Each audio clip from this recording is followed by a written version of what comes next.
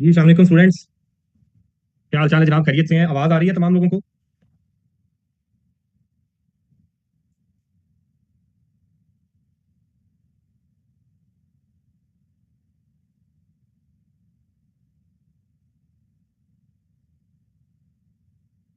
क्या हाल चाल है जी? खैरियत से हैं तमाम लोग? Welcome to all of you हमारे इस नए सेशन में।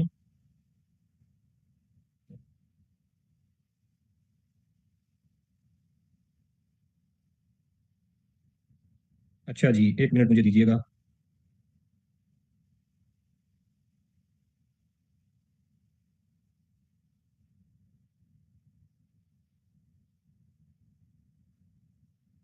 जी जनाब, खैरियत से हैं तमाम लोग? अब आवाज़ के साथ तस्वीर भी आ रही होगी, उसमें भी कोई इशू तो नहीं है?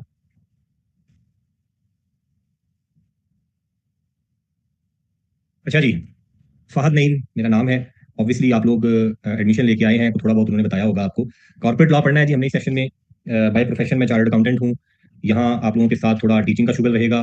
और एक आधी कंपनी में मैं सीएफओ के तौर पे काम कर रहा हूँ, शुगर इंडस्ट्री में मैं होता हूँ। दिन में सारा दिन वहाँ होता हूँ, शाम में आप लोगों से मुलाकात रहेगी, तो ऐसे टाइम कट रहा है। तो अ, आज 6 जनवरी है, तो इंशाल्लाह अप्रैल एंड तक हमारा ये साथ रहेगा। और एट द वेरी स्टार्ट ये साथ मैं चाहता हूँ कि अप्रैल एंड तक ही रहे। इसके बाद इस साथ को मैं बढ़ाना नहीं चाहता। हाँ, वैसे मुलाकात रहे, साथ रहे, बातचीत रहे, सब कुछ हो। लेकिन ये जो हमारा कॉर्पोरेट लॉ वाला साथ है, ये यही 4 महीने होना चाहिए। इससे लंबा आपने लेके नहीं जाना इसको, क्योंकि हमने क्वालिफाई करना है इंशाल्लाह इस जून अटेम्प्ट में। तो मई के बाद, जून के बाद हम मिलें तो आप में से मोस्टली इंशाल्लाह चार्टर्ड अकाउंटेंट्स होंगे, बाकी कुछ पेपर्स पास कर रहे होंगे। आपसे थोड़ा सा आगे इसी रास्ते पे मैं चल रहा हूँ जिस रास्ते पे आप आ रहे हैं। चार्टर्ड अकाउंटेंट आप बनने वाले हैं, मैं आपसे कुछ अर्सा पहले बन के आपसे आगे चल रहा हूँ। तो इस रास्ते में इंशाल्लाह मुलाकात भी रहती है, गपशप भी रहती है, ताल्लुकात भी रहते हैं। इस क्लास वाला ताल्लुक मैं अगेन कह रहा हूँ 4 महीने से ज्यादा नहीं होना चाहिए। तो आपने कोशिश करनी है कि इसी अटेम्प्ट में इंशाल्लाह हमने इसको पास करना है। कॉर्पोरेट लॉ दोबारा पढ़ने की हमें नौबत ना आए, ना मेरी आपसे दोबारा मुलाकात हो। अच्छा जी, तो कोई छोटा सा आप लोगों की तरफ से इंट्रोडक्शन हो जाए। मुझे ये बताइएगा कि कितने लोग हैं जो इस जून में अपीयर होने जा रहे हैं, इस अटेम्प्ट में आप लोग अपीयर होने जा रहे हैं। मैं ग्रुप में ऐड करवाता हूँ जी। मतलब मोस्टली हमारे जो स्टूडेंट्स हैं वो इसी जून में अपीयर होने जा रहे हैं। कोई ऐसा नहीं है कि हमारा कोई दिसंबर में अटेम्प्ट हो या उससे अगले साल जाके नेक्स्ट अटेम्प्ट हो। अच्छा, दिसंबर 25 है। तो most most of the students वो हैं जो जून 25 में अपीयर होने जा रहे हैं जी। तो हमारा जो फोकस होगा, ऑब्वियसली इस आने वाली अटेम्प्ट को हमने फोकस करना है। जो लोग दिसंबर 25 में भी अपीयर होने जा रहे हैं, कोई फर्क नहीं पड़ता। आप लोगों ने भी उसी तरीके से फुल डिटर्मिनेशन के साथ, कमिटमेंट के साथ आपने पढ़ना है कि नेक्स्ट आपको सेशन में क्लासेस ना लेनी पड़े। आप इसी ये जो 4 महीने हमारे यही पड़ा हुआ आपके काम आए, और नेक्स्ट सेशन में आप सिर्फ रिवीजन करें और जाके अपीयर हो जाए। तो कोई ऐसा स्टूडेंट, वैसे ये सीए वालों से सवाल पूछा नहीं जाता, कोई ऐसा स्टूडेंट है, कोई मेरा दोस्त जो पहले अपीयर हो चुका है कॉर्पोरेट लॉ में, ताकि मुझे पता हो, मुझे आइडिया हो कि कुछ ऐसे लोग भी हैं जो लॉ के साथ फेमिलियर है? एनीवन जो अपीयर हो चुका हो? डायरेक्ट मैसेज भी कर सकते हैं अगर आप लोगों को इसमें कोई इशू हो ग्रुप में शेयर करते हुए। ले जी, तो मैं अज्यूम कर रहा हूँ कि हम तमाम लोग फ्रेश हैं। और जो ज्यादा लोग हैं वो जून 25 में अपीयर होने जा रहे हैं। अच्छा जी, अशर साहब हुए हैं अपीयर। तो जो लोग अपीयर ऑलरेडी हो चुके हैं, जिन्होंने कॉर्पोरेट लॉ पढ़ा हुआ है, उन लोगों को इस सब्जेक्ट का ऑलरेडी आइडिया है कि इसमें क्या होता है, आईकैप क्या करता है, स्टूडेंट्स के साथ क्या होने वाला है। जो लोग पहली दफा पढ़ रहे हैं, उनके लिए आपसे पूछने से पहले मैं आपको बताता हूँ कि आपका इसके बारे में माइंड क्या बना हुआ है। आपको आपके जो सीनियर्स हैं, आपके कोलीग्स हैं, अगर आपका कोई जूनियर आपसे पहले दे चुका है, तो उसने आपको सीधी सी बात ये बताई है कि यार, कॉर्पोरेट लॉ में सीफैप 2 में तो आईकैप जो है ना वो माफी नहीं देगा। वो तो पेपर, मतलब सबसे इज्जतदार वर्ड भी कोई यूज करेंगे तो वो कहते हैं जी आईकैप ने ठोक दिया है, इस अटेम्प्ट में ठोक दिया है। हर अटेम्प्ट के आने के बाद ये फीडबैक आपको सुनने को मिलता है। और आप लोगों ने ये सुना होगा कि पता नहीं सीफैप में 2 में क्या होने वाला है, पता नहीं कॉर्पोरेट लॉ में क्या करने वाला है हमारे साथ, ये तो बहुत बड़ा पेपर है, इसमें तो रिजल्ट ही बहुत बुरा आ रहा है, रेशो बहुत बुरी है, कोई अपीयर नहीं हो रहे, मार्क्स बहुत कम आते हैं, मैनेज नहीं होता, टाइम मैनेज नहीं होता, पेपर मैनेज नहीं होता, एंड सो ये सारी बातें ऐसा ही है जी, यही कुछ सुना हुआ है। काफी डराया होता है, खौफ ज्यादा होते हैं जब इस क्लास में आते हैं स्टूडेंट्स। इसी तरह का फीडबैक मिला है जी आप लोगों को भी। तो बिल्कुल गलत गलत फीडबैक मिला है। ये जितने भी लोग आपको इस तरह डरा रहे होते हैं, उनकी बातों में नहीं आना आप लोगों ने। वैसे हमने देखा है, ट्रैक रिकॉर्ड है हमारे इन बच्चों का, कि आपको क्लास में टीचर कहता रहे या आपको कोई बंदा इजी करने वाला हो, हम सबसे ज्यादा बात उसी की सुनते हैं जो डराते हैं। और सबसे ज्यादा बात हम सुनते हैं अपने सीनियर्स की, जो फर्म में हमारे साथ होते हैं, कहीं को जॉब कर रहा है उसके साथ को बैठा होगा, उसका फीडबैक सबसे इंपॉर्टेंट हम समझते हैं। और हम कहते हैं कि ये जो बंदा बात बता रहा है वो ठीक बता रहा है। तो जो एक बंदा, एक सीनियर या एक आपका कोलीग, एक दोस्त आपको बात बता रहा होता है, वो उसका एक का पर्सनल एक्सपीरियंस होता है। जब हम यहाँ पे बैठे आपको कोई बात बताएंगे, तो इसमें आप देखें कि हर सेशन में 100 प्लस, मतलब सैकड़ों में स्टूडेंट्स होते हैं। तो उन तमाम का एक फीडबैक, उन तमाम का जो हम एनालिसिस कर रहे होते हैं, वो एक्सपीरियंस सारा इकट्ठा होकर आया होता है। हर स्टूडेंट का अपना जो मसला है, हर स्टूडेंट के लिए जो ईज है यहाँ पे, जो चीजें वो फेस कर रहा है, वो सब कुछ हमारे सामने होता है। तो मैं उसकी बेस पे फीडबैक दे रहा होता हूँ आप लोगों को। तो सबसे पहले हम अभी स्टार्ट में बैठे हैं, ये सीफैट तो मुश्किल नहीं है, कि कॉर्पोरेट लॉ मुश्किल नहीं है। हाँ, कुछ इसके अपने मसाइल हैं, उनको हम उन्हीं को एड्रेस करने के लिए यहाँ पे हमने इकट्ठा होना है। आप और मैं जब इकट्ठे बैठेंगे तो हमने उन्हीं को एड्रेस करने के लिए होना है, लेकिन वो मसले इतने बड़े नहीं है कि हम कह दें कि बस ये पेपर तो पास ही नहीं हो सकता। इतना मुश्किल इसको बना दिया गया कि लोग सारा सीफैट पास करने के बाद एंड पे लॉ को बचाते हैं और एमएसए 2 के साथ उन्होंने रखा होता है। आप में से भी लोग जितने लोग पढ़ रहे हैं उन तमाम का कॉम्बिनेशन सबसे ज्यादा यही होगा कि वो कॉर्पोरेट लॉ के साथ एमएसए 2 दे रहे हैं और उनकी क्वालिफाइंग अटेम्प्ट है। हर दूसरा स्टूडेंट यही कहता है, सर मेरी क्वालिफाइंग अटेम्प्ट है, मेरे लिए ये करवा दें सर, सिर्फ लॉ और एमएसए 2 रहता है। तो ये सबसे ज्यादा कॉम्बिनेशन है। क्यों है ये? क्योंकि कॉर्पोरेट लॉ को छोड़ा हुआ है, लोगों ने कहा बड़ा मुश्किल है, इसको एंड पे ले जाओ, बाकी पहले पास कर लो। यकीन करें, ये पेपर आपके बीएफडी से ज्यादा मुश्किल नहीं है, ये पेपर आपकी रिपोर्टिंग से ज्यादा मुश्किल नहीं है, आप जो बाकी पेपर पढ़ के आ रहे हैं उनसे ज्यादा मुश्किल नहीं है। हाँ, थोड़ा डिफरेंट है। इसको टैकल जिसने कर लिया उसके लिए मसला नहीं है। आपके सामने है, हर अटेम्प्ट में लोग गोल्ड मेडल ले रहे हैं, सर्टिफिकेट्स ले रहे हैं। और जो मेरे दोस्त फर्स्ट अटेम्प्ट में जा रहे हैं उनके लिए सबसे अच्छी बात, ये फर्स्ट अटेम्प्टर होते हैं जो सबसे ज्यादा इस पेपर को पास कर रहे हैं। जो रिपीटर होता है ना, जो दोबारा जा रहा होता है, उसके दिल में खौफ होता है, उसने वो चीज पहले देखी होती है। आप चाहे अपनी गलती हो कि आप पहली दफा जब अपीयर होने गए थे, आपकी अपनी गलती हो कि आपने सही तैयारी नहीं की थी, आप फुल प्रिपरेशन के साथ नहीं गए थे, आपकी वो कमिटमेंट का लेवल वो नहीं था, लेकिन वो डर दिल में बैठ गया कि यार वो पेपर बड़ा मुश्किल होता है। ऐसा नहीं है। सबसे ज्यादा पासिंग रेशो फर्स्ट अटेम्प्टर्स की है। ऑब्वियसली सर्टिफिकेट गोल्ड मेडलिस्ट हमारे फर्स्ट अटेम्प्टर हैं, आते हैं, पढ़ते हैं, आराम से पढ़ते हैं और पास करके निकल जाते हैं। पिछली 5 अटेम्प्ट्स में हमारे माशाल्लाह गोल्ड मेडल और सर्टिफिकेट आए हैं। उन तमाम के साथ डिस्कशन हुई है, जिससे भी पूछा है उन्होंने कहा सर पता ही नहीं चला, पेपर दिया, पास हो गया, इजी वे में पढ़ा है उन्होंने। तो पहली चीज, आपके जो माइंड में इसके बारे में को हवा बना हुआ है, किसी ने डराया हुआ, उसको साइड पे करना है। हम इस क्लास में बैठे हैं, हमने इसको आसान करना है, इसके जो इश्यूज हैं उनको एड्रेस करना है और उनके सामने खड़े होना है। इससे डर के नहीं भागना, उसके सामने खड़े होना है और बताना है कि हम कर सकते हैं और हम वाकई कर सकते हैं। आप तमाम लोग माशाल्लाह अपनी क्वालिफाइंग अटेम्प्ट में बैठे हैं, सिर्फ एक बॉर्डर है आपने पार करना और आपने माशाल्लाह चार्टर्ड अकाउंटेंट होना है इंशाल्लाह इस जून टाइम में। तो आप लोग इतने पेपर पास करके आए हैं यार। आप लोगों ने कैब पास किया, उससे पहले एफसी या पीआरसी पास किया था, फाइनल के आप इतने पेपर पास कर लिए हैं। मेरा ख्याल है 18 या 19 पेपर बनते हैं जो आप पास करके बैठे हैं सीए प्रोग्राम में। अगर उन 18 या 19 ने आपको परेशान नहीं किया तो एक पेपर कभी भी इतना बड़ा नहीं है कि वो आपको परेशान करे। और यकीन करें, आज तक मैंने कोई अनक्वालिफाइड बंदा नहीं देखा जो बहुत पुराना अनक्वालिफाइड बैठा हो उसका लॉ रहता हो, सिर्फ लॉ की वजह से हो गया कि मेरी क्वालिफिकेशन रुकी हुई है। नहीं है लोग ऐसे। ये पेपर क्वालिफिकेशन रोकने वाला नहीं है। जब आप इसको लेके एंड पे चले गए हैं, क्वालिफाइंग अटेम्प्ट है, उसमें अगर कोई चीज ऊपर नीचे हो जाए तो हम कह सकते हैं कि लॉ की वजह से एक अटेम्प्ट लग गई। आप पहले अपीयर हुए तो वो उन्हीं के साथ आपका निकल गया होता। तो ये मुश्किल नहीं है, बार बार मैं कह रहा हूँ ये मुश्किल नहीं है। हाँ, एक मसला है इसमें, वो है लेंथ ऑफ सिलेबस का। सिलेबस बहुत ज्यादा है, इसमें कोई शक नहीं है। दूसरा, जो कुछ लोग होते हैं मेरे जैसे जिनको थ्योरेटिकल पेपर बहुत तंग करता होता है, उनको पढ़ने में बड़ा मसला आता है, सब चीजें याद करनी है, मसला आ रहा है, थ्योरी है, बार बार पढ़ के मुझे तंगी हो रही है। ये इशू भी अगर आपके साथ है तो ये कोई ऐसा अनोखा मसला नहीं है कि जो किसी और के साथ नहीं होता। हर दूसरे बंदे के साथ थ्योरेटिकल पेपर में इशू होता है। लेंथी अगर सिलेबस है तो सबके लिए ये लेंथी है, उसी में से एग्जामिनर ने पूछना है। लेकिन कभी किसी ने आपको ये बताया है कि वो लेंथी जो सिलेबस है, उस लेंथी सिलेबस में से अगर हम बैठ के लिस्ट डाउन करने बैठे, जो लोग अच्छे तरीके से पढ़ रहे हैं, अगर वो उसको लिस्ट डाउन करने बैठे तो आपका 70 टू 75 या 80 मार्क्स का पेपर आपके सामने होता है। मैं लिस्ट दे देता हूँ एंड पे जाके, कहता हूँ ये देखें जी, इसमें से आपका पेपर आना है। यकीन करें 80-85 मार्क्स का पेपर उसी में से आया है इस दफा। ये कोई भी नहीं बताता आपको कि इतने लेंथी सिलेबस के अंदर कुछ टॉपिक्स ऐसे हैं जिनका हमें पता है कि ये लाजमी तौर पे टेस्ट होंगे। तो वो जो वे ऑफ मतलब आपका प्रिपरेशन है, जो अप्रोच है आपकी, उसको थोड़ा सा हमने चेंज करना है। थोड़ा सा हार्डवर्क को स्मार्ट वर्क में चेंज करना है और इंशाल्लाह पेपर पास कर जाना है। आपको पता भी नहीं चलेगा कि कॉर्पोरेट लॉ कैसे पास हो गया। लेकिन शर्त एक है, जो बातें मैंने बतानी है आपने उस पर काम करना। जैसे जैसे मैंने बताते हैं ना, आपने वैसे वैसे पढ़ना है, आपने सिर्फ पढ़ना है, आपका कोई और दूसरा काम नहीं है। ठीक है जी। आप बहुत सारे लोग आप में से ग्रुप्स में उस दिन से क्वेश्चन पूछ रहे हैं, मैं बहुत एक्टिव नहीं हूं वहां पे, मैं वेट कर रहा था कि सेशन स्टार्ट हो जाए। इसमें बहुत सारे मसले आपके एड्रेस हो जाएंगे हमारी फर्स्ट क्लास में। सबसे पहला सवाल बच्चों का ये आता है जी, बुक कौन सी लें, कहां से लें? ये आपने नहीं सोचना, आपको पता चल जाएगा। मैं बताऊंगा आपको कहां से हमने पढ़ना है। जो लाइव सेशन ले रहे हैं आपके साथ नोट्स शेयर होंगे, यहीं पे आपने पढ़ना है। बेरेक्स है तो लाओ, मैं आपके साथ शेयर करूंगा। अगर बुक है आपकी तो वो मैं आपको बताऊंगा, ये लिंक है। आपके लिए हम फाइट कर रहे होते हैं कि आपको पब्लिशर कौन सी बुक दे रहा है, आईकैप आपके लिए क्या कर रहा है, आईकैप में आपके पास क्या अवेलेबल होगा, इन तमाम चीजों पर डिस्कशन हो रही होती है। अभी आज ही आपके पास वो आई है एग्जाम स्पेसिफिक गाइडेंस, अगर आप में से किसी फ्रेंड को पता हो, उस पर हम बात करते हैं कि वो डॉक्यूमेंट क्या होता है, उस पर भी बात चल रही होती है। तो ये आपके सोचने वाली चीजें नहीं है। आप क्लास में आ गए हैं, आपका अब सिर्फ एक ही काम है, आपने पढ़ना है। बुक कौन सी होगी, कौन कौन सी होगी, कितना पढ़ना है, किस बुक से कितना पढ़ना है, क्या इसके लिए नोट्स चाहिए, कोई क्या कोई हेल्पिंग बुक भी हमें चाहिए, पास पेपर्स कहां से आएंगे, अच्छा पास पेपर्स का एनालिसिस कहां से आएगा, किस टॉपिक से रेलिवेंट कौन सा क्वेश्चन है और कब करना है, वो ये सब मैंने बताना है। प्रैक्टिस कितनी करनी है, कब करनी है, किस लेवल पे जाके करनी है, ये मैंने बताना है। कितने अरसे में कौन सा टॉपिक आपका प्रिपेयर हो जाना चाहिए, सिलेबस कितना चल रहा है, कितना रह गया है, ये मेरे करने वाले काम है। प्रैक्टिस के लिए मटेरियल क्या चाहिए, मेरे करने वाले काम है। आपने सिर्फ एक काम करना है कि जो आपको बताया जाए वो आप पढ़ लें, कि आज ये टॉपिक हमने पढ़ा, इसको आप कर लें, इसके साथ ये रेलेवेंट क्वेश्चन है मैं आपको हाईलाइट करवा दूं, वो आप कर लें। इससे ज्यादा आपने कुछ नहीं करना। पेपर पास होने की गारंटी मैं देता हूं कि अल्लाह ताला की मदद के साथ हम इंशाल्लाह पेपर पास कर लेंगे। आपकी तरफ से जो एफर्ट है वो ये चाहिए, हाँ इस एफर्ट में आपकी तरफ से कोई ढील नहीं होनी चाहिए। ठीक है जी। आपका जो अंदर से आवाज आए कि हाँ जी जो मुझे कहा गया मैंने वो कर लिया, उसके बाद बताइएगा अगर फिर भी पेपर रह जाए, फिर मैं कहूंगा हाँ जी आप ठीक कह रहे हैं यार, हमारी अप्रोच ठीक नहीं थी। इस अप्रोच से लोग पास हो रहे हैं और आपने भी इसी अप्रोच से होना है। अब जो आपके आगे लोग ये चल रहे हैं, जो सेशन पढ़ के गए हैं, उनकी कुछ वीकनेसेस मैं आपको बता दूं कि करते क्या है। अभी सेशन स्टार्ट है, जज्बे जवान है, पेपर दे के आए थे, खुदा ना खास्ता फेलियर को देखा था तो उसके बाद ज्यादा जज्बा जवान है कि अगली टाइम में तो मैंने बस छोड़ना ही कुछ नहीं है। क्वालिफाइंग अटेम्प्ट है तो माशाल्लाह उसकी मोटिवेशन सबसे ज्यादा होती है, कोई इशू नहीं होता है। स्टार्ट में ये होता है, आहिस्ता आहिस्ता जैसे जैसे आगे सेशन चलना शुरू हुआ, अभी जनवरी चल रहा है, आपका आगे सीजन स्टार्ट होना शुरू होगा, आपकी फर्म ने आपको बिजी किया, आप थोड़े डिले होते गए, अच्छा जी मैं कर लूंगा। ये जो रिकॉर्डेड क्लासेस होती है ना, ये जो ऑनलाइन हम पढ़ रहे हैं जिसमें रिकॉर्डेड लेक्चर अवेलेबल होते हैं, इसके बड़े प्लस पॉइंट है, लेकिन सबसे बड़ा नेगेटिव पॉइंट ये है कि हमारे बच्चे कहते हैं अच्छा लेक्चर रह गया मैं कर लूँ, मैं वीकेंड पे कर लूंगा। अच्छा कोई कोई इशू नहीं है, हफ्ते में 2 तो लेक्चर होने हैं, कोई 2 लेक्चर है ना अगले हफ्ते कवर कर, वो कंपाइल होता रहता है काम, और जब आपने जाना है अप्रैल एंड पे जब सेशन एंड हो रहा होगा, आप में से बहुत सारे लोग होंगे जिनके सभी लेक्चर लेने वाले रहते होंगे। पहला मसला ये होता है। दूसरा, उनको कहा जाएगा अच्छा ये टॉपिक पढ़ लिया, ये कर लें, इसके साथ ये क्वेश्चन करने हैं। मुझे नहीं समझ आती हमारे जो स्टूडेंट्स हैं उनको प्रैक्टिस करने से इतनी जान क्यों जाती है उनकी। आपको बताया गया कि ये क्वेश्चन करें, अच्छा ये मैं आपको मटेरियल दे रहा हूँ, ये करें, इसके बाद एग्जाम लेवल पे जाना है, अच्छा उसमें ये फला फला अटेम्प्ट का क्वेश्चन है, इसको अटेम्प्ट करें, हम फिर डिस्कस करेंगे, नहीं करते हैं। क्यों? क्योंकि मैंने जाके करना है उसको लास्ट मंथ में जब मुझे फर्म छुट्टी देगी। फर्म छुट्टी नहीं देती है, हर अटेम्प्ट में हमारा ये इशू होता है, हम कहते हैं जी फर्म छुट्टी नहीं दे रही है। भाई फर्म के लिए एक चीज अपने जेहन में बिठा लें, आप में ज्यादा लोग तो वो होंगे जिनके काफी आर्टिकल गुजर चुके हैं, उनको ये चीज समझ आ चुकी होगी, फर्म को कोई फर्क नहीं पड़ता है आपकी पढ़ाई होने से या ना होने से, किसी दूसरे बंदे को कोई फर्क नहीं पड़ता आपके पेपर पास हुए या नहीं हुए, आपने क्वालिफाई किया या नहीं किया, फर्म को काम चाहिए होता है, उन्होंने काम करवाना है।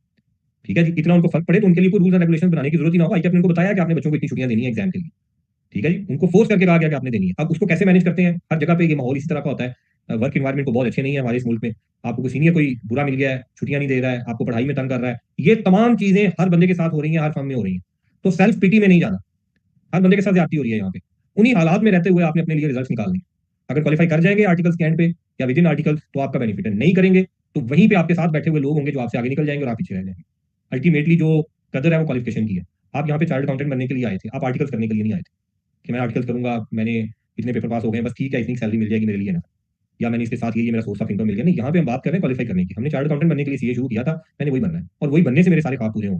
मुझे फर्क पड़ता है, मेरी क्लोज फैमिली को फर्क पड़ता है, किसी तीसरे चौथे बंदे को कोई फर्क नहीं पड़ता, यकीन करें कोई फर्क नहीं पड़ता। बड़े बड़े लोगों के रंग बदल जाते हैं जब आपका स्टेटस चेंज होता है।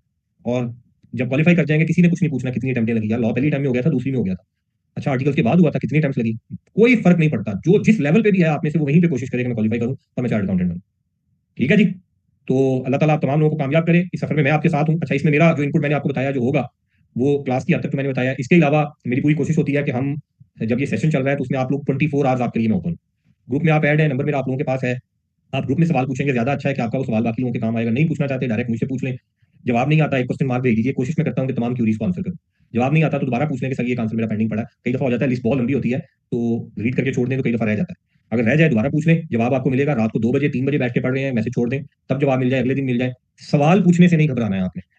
ठीक है जी, पूछना शुरू करेंगे तो सीखना शुरू करेंगे, पूछेंगे तो सीखेंगे।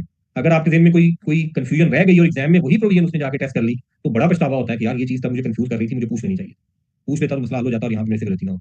पूछना है, एक सवाल है पूछें, बार बार पूछें, नहीं समझ आ रही दोबारा पूछें, सर नहीं समझ आ रही समझाएं, कोई आपको इसके ऊपर कोई दूसरी बात नहीं करेगा, कोई तंग नहीं करेगा, कोई ये नहीं कहेगा बार बार क्यों पूछ रहे हो। ठीक है जी, तो मैं आपके लिए 24 आवर्स अवेलेबल हूँ till the date of exam, तब तक आप जा रहे हैं सब कुछ बताऊंगा। लॉ के अलावा अगर आपको कहीं पता चल लग रहा है नहीं मैनेज हो रही, पढ़ाई नहीं मैनेज हो रही, कैसे किया जाए, 3 पेपर है 4 पेपर है 2 पेपर है, वर्क लाइफ नहीं बैलेंस हो रही, कैसे लेके चला जाए, अगर कहीं किसी पॉइंट ऑफ टाइम पे लगे कि मशवरा किया जाना आपके लिए हेल्पफुल हो सकता है तो मैं अवेलेबल हूँ, मेरी तरफ से ओपन आप लोगों को ऑफर है, आप मेरे साथ मशवरा कर सकते हैं, कोशिश करूंगा कि आपको अच्छा मशवरा दूं, क्योंकि मशवरा एक अमानत होता है, तो ये अमानत के तौर पे आपको अच्छा मशवरा दूं, आपको अच्छे तरीके से गाइड कर सकूं। हमारे सीए में जिस चीज की कमी है वो यही है कि गाइडेंस नहीं होती है, आपको गाइडेंस नहीं मिलती, आप इधर उधर से पूछते हैं, जो लोग जिनको अटेम्प्टें लगी होती हैं वो हमें बता रहे होते हैं ऐसे नहीं ऐसे चले, और वो मशवरे को बहुत अच्छे मशवरे नहीं होते। ठीक है जी, अच्छा जी, अशर साहब ने कहा है, अशर साहब 79 आपने किया है, अभी हमारे एक दोस्त हैं जी जो लास्ट टाइम में अपीयर हुए हैं 79 में, वो कहते हैं कि मैं अटेम्प्ट कर सकता हूँ, तो आपको कोई उम्मीद है कि आप 79 में से पास हो जाएंगे या बिल्कुल उम्मीद छोड़ दी है? इतने पे तो लोग बड़ी उम्मीद रख के बैठे होते हैं कि मैंने 80% का किया है, उसमें से मेरा मुझे उम्मीद है पेपर पास हो जाएगा, तो अगर इतनी भी उम्मीद है तो आपको दोबारा सेशन अटेंड करने की जरूरत नहीं थी, आप बैठे अल्लाह से दुआ करें, अच्छे अच्छे काम करें, माँ बाप की दुआएं यहाँ से वहाँ ले जाती होती हैं। अगर आप कह रहे हैं कि मैं 49 से 50 या 51 या 49 यहाँ पे हूँ, हाँ, अगर कोई बंदा कहे कि मेरे 22-23 नंबर आएंगे और वो कहे कि माँ बाप की दुआएं लग जाए, तो लगती है, माँ की दुआ जन्नत की हवा होती है, लेकिन वो सीधी जन्नतुल फिरदौस में थोड़ी लेके जाएगी कि 22 से उठा के 51 पे ले जाए। ठीक है जी, दुआएं लगती हैं लेकिन वो दुआएं हैं आपको 45-46 से उठाएं और 50s में ले जाए, हाँ, मेहनत भी ना करें और आपके सिर्फ दुआओं से हो जाए तो फिर अल्लाह ताला भी किसी के साथ ज्यादती नहीं करता, वो कहता है मेहनत का सिला मैंने दे।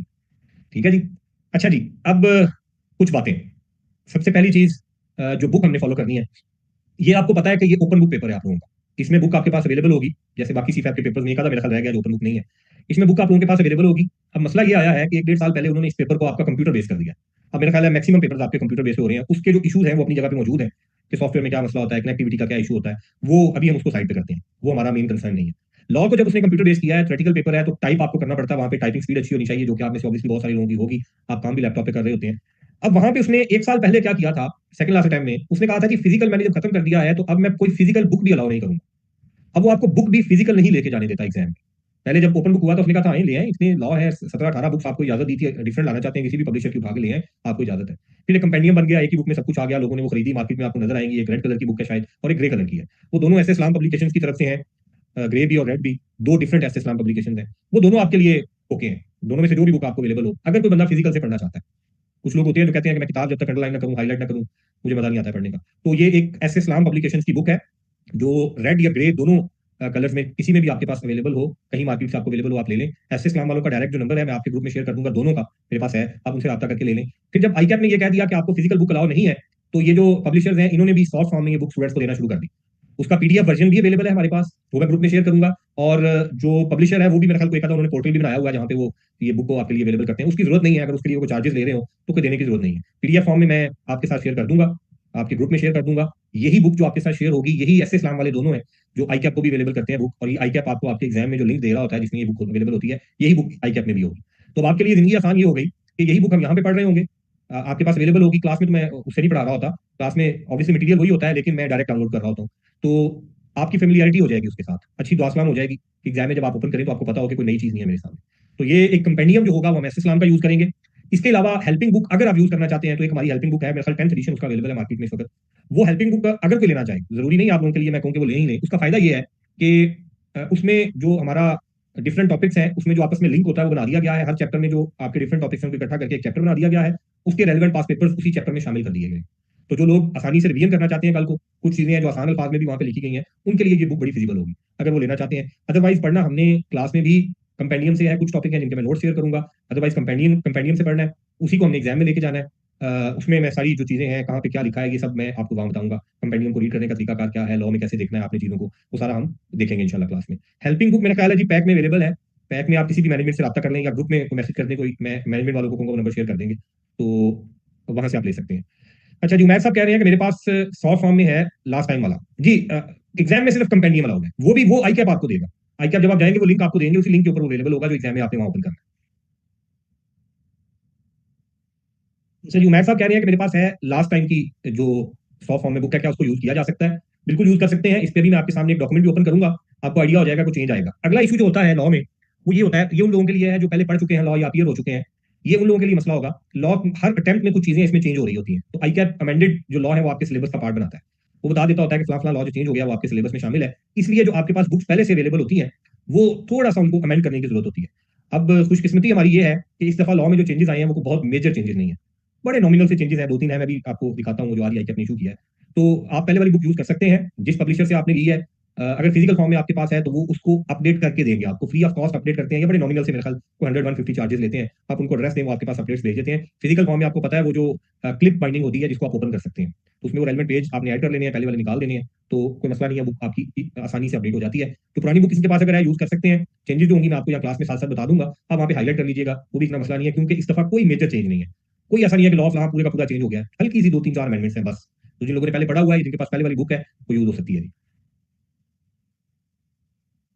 जी जी, मैंने यही कहा है कि हमने पढ़ना कंपेंडियम से है, कंपेंडियम आपके पास होना चाहिए। आपने उसी से पढ़ना, आपको क्लास में भी जब हम पढ़ेंगे आपको आइडिया हो जाएगा कि हम उसी से कवर कर रहे हैं। तो वो आपके पास हो, उसी से कवर करें। आपको एग्जाम में वो अवेलेबल होगा, आपकी उसके साथ शनासाई होनी चाहिए, आपको पता हो कि कौन सी तरतीब में चीजें लिखी हैं, मैंने कैसे फाइंड करनी है, उसको पढ़ने का तरीकाकार क्या है, मेरे पास शॉर्टकट्स क्या है डायरेक्ट उन चीजों पे पहुंचने के लिए। तो डायरेक्ट से ही पढ़े तो बेहतर होगा। जो दूसरी बुक मैंने अपने वाली बताई है वो एक हेल्पिंग बुक है, सिर्फ आपको रिवीजन के लिए, पास पेपर्स के लिए, लिंकिंग के लिए। ये एक बुक आपको हेल्प करेगी, इससे ज्यादा उसमें ये एग्जाम में नहीं, उसमें आपके साथ ज्यादा वो आपकी रिवीजन के लिए ज्यादा यूज हो। ठीक है जी। अच्छा जी, अब हम आते हैं जो लॉ में जो इश्यूज आते होते हैं, उससे पहले हम एक बात जो अभी मैंने आपसे की थी।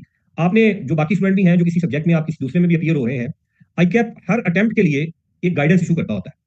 अगर आप लोगों को पहले इसका पता नहीं था तो अब आप लोगों को आइडिया हो जाना चाहिए। आई कैप हर अटेम्प्ट के लिए एक गाइडेंस इशू करता है। वो जो आप कहते हैं कि इस दफा कौन से मतलब टॉपिक हैं जो चेंज हुए हैं, कौन सी चीजें हैं जो इसमें आई हैं नई, तो वो आप जो सवाल इधर उधर पूछ रहे होते हैं उसको हल करने का मैं आपको बता रहा हूँ तरीका।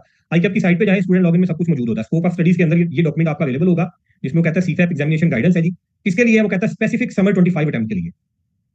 हर अटेम्प्ट से पहले ये आपको स्टार्ट ऑफ सेशन में ये गाइडेंस आई कैप की तरफ से आती है, और ये देखें आज की डेट की है, जनवरी 25 की। आज उन्होंने अपडेट किया है कि ये चेंजेस हैं जो आपके सिलेबस के अंदर शामिल है, जो आने वाले दिनों में आने वाली जो अटेम्प्ट है उसमें मैं आपसे टेस्ट करने वाला हूँ, ये वो आपको यहाँ पे बताता है। ये आज उन्होंने इशू किया और इसमें देखिए सब्जेक्ट वाइज वो आपको बता रहा है सीफैप 1 में अगर कोई चेंज है, चूंकि उसमें कोई चीजें अपडेट होती नहीं है तो इसलिए बहुत चेंजेस नहीं आते। सबसे ज्यादा आपको इसी में नजर आएंगे सीफैप 2 में, advance corporate laws and practices में। तो इसमें देखिए सबसे पहले उसने ओपन बुक पॉलिसी की गाइडेंस दी है, जो ऑलरेडी हमें वो दे चुका है। ओपन बुक एग्जाम की गाइडेंस दी है, हमें ऑलरेडी इसके बारे में पता है, कोई चीज नहीं है। यहाँ से आके उसने लॉ बताएंगे, देखिए सिर्फ 4 चेंजेस हैं। 2.3 पे उसने बताया जनाब सर्कुलर सर्कुलर नंबर फलां फलां आया फलां डेट पे स्टेट बैंक ने इशू किया था। उसमें चेंज उसने क्या किया है, वो कहता है अमेंडमेंट किया उसने chapter 20 of foreign exchange manual of state bank. क्योंकि चैप्टर 20 हमारे सिलेबस का पार्ट है, चैप्टर 20 को उसने अमेंड किया है, तो अमेंडमेंट हमारे सिलेबस का पार्ट है, उसने कहा एग्जामिनेबल। फिर उसने कहा जी नेक्स्ट एसआरओ आया है, उसकी उससे जो अमेंडमेंट आई है वो कोड ऑफ कॉर्पोरेट गवर्नेंस में आई है, बड़ी बेजरा सी छोटी सी अमेंडमेंट है, ये भी एग्जामिनेबल है।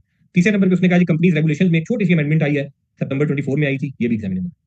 टीएसएक्स रूल बुक हमारे सिलेबस का पार्ट है, अभी हम सिलेबस को देखते हैं, उसमें अमेंडमेंट्स आई है, ये हमारे सिलेबस का पार्ट है। ये उसने हमें बता के हमारा मसला हल कर दिया। अब जो लोग पहले जिन्होंने पढ़ा हुआ है, जो रीअपियर होने जा रहे हैं, उनको कुछ सोचने की जरूरत नहीं है कि पता नहीं क्या क्या है जो चेंज हुआ है। भाई यही कुछ है जो चेंज हुआ है, ये 4 चीजें हैं जो आपके सिलेबस का पार्ट बनी है नहीं, और हम क्लास में यहाँ पे उसको डिस्कस करेंगे। जो पहली दफा पढ़ रहे हैं उनके लिए मसला ही नहीं है, उन्होंने जो लॉ नया पढ़ना है उनके लिए वही जो अपडेटेड लॉ है वही उनके लिए पहली दफा, उनको नहीं पता इससे पहले क्या होता था, ना उनको सोचने की इस पे जरूरत है।